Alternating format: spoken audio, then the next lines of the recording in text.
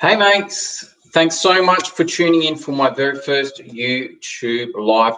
Today I wanted to talk about is pain. Does pain always equal damage? Okay, so because a lot of us think about pain, we always think whenever we've got pain in our body, we think it's something that's really horrific. We think that we've ruined something to our body. We think that it's always bad, okay?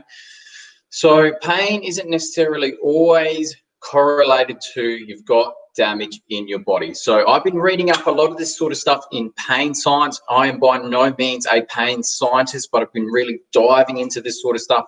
I help out a lot of clients in my personal training studio who come in with pain, and a lot of them do leave without pain. So I do have a little bit of involvement in this sort of stuff. So that's why I've been digging to find out what I can learn about pain science and how I can use that to help other people. So the first thing that's interesting that I've read up on the pain science is if you actually educate yourself on pain science and understand why you get pain and understand why sometimes you don't get pain, what they're showing is the education side of it, the changing of your beliefs, the changing of the way you perceive pain will actually mean that you get less pain in the future. So even by watching this whole entire video, it could actually decrease your pain. Okay, so let's go with it. So the first thing I want to talk about is pain does not necessarily equal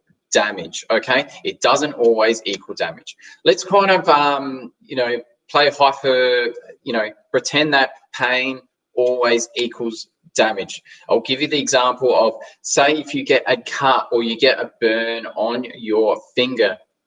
If pain always equal damage, well, let's go back to that. If you get that burn or cut on that finger, what usually happens is you'll get pain. Okay, so you'll burn, you'll put your hand on the stove, you'll take it straight off because it's painful, or you'll cut your finger, you'll experience pain there and then. But what we do know is that you'll damage the tissue, you get a bit of a burn, you get a bit of a cut there, there's tissue damage on the body.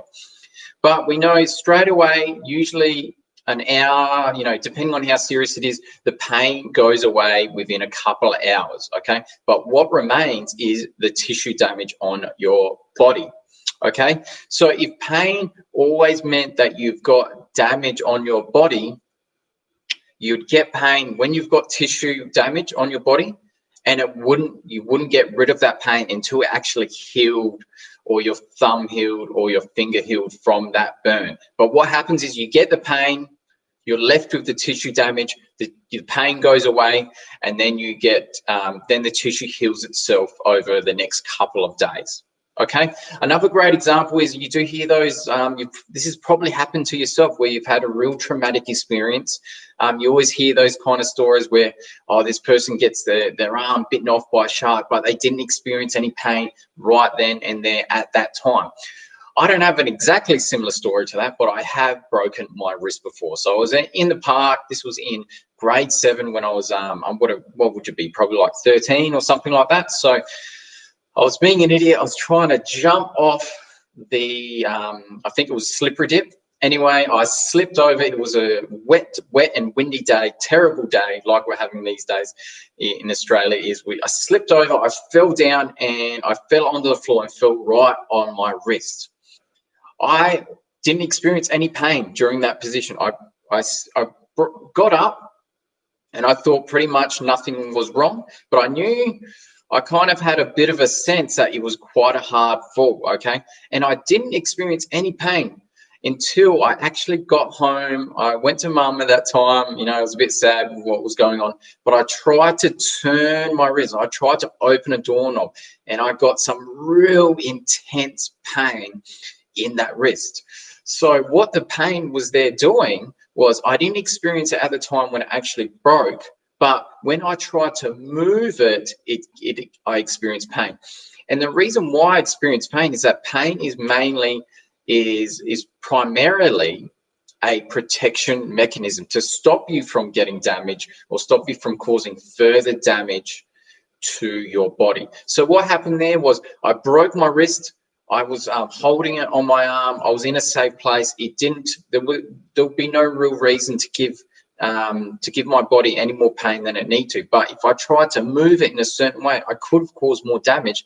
Therefore, my body gave me more pain to stop me from causing more damage to my body. So pain, it can be really useful in those sort of situations where it's protecting you and stopping you from getting hurt or tearing something, breaking a bone, or just doing something that's really, really stupid. So pain isn't as bad as you think. It can be very helpful. So what it does is it keeps us out of mostly perceived to be dangerous situations. Okay, so most of the times they are actually dangerous, but sometimes when you've had a previous bad experience with something that you can't understand, I'm sure everyone's had anxiety that's just popped out of nowhere.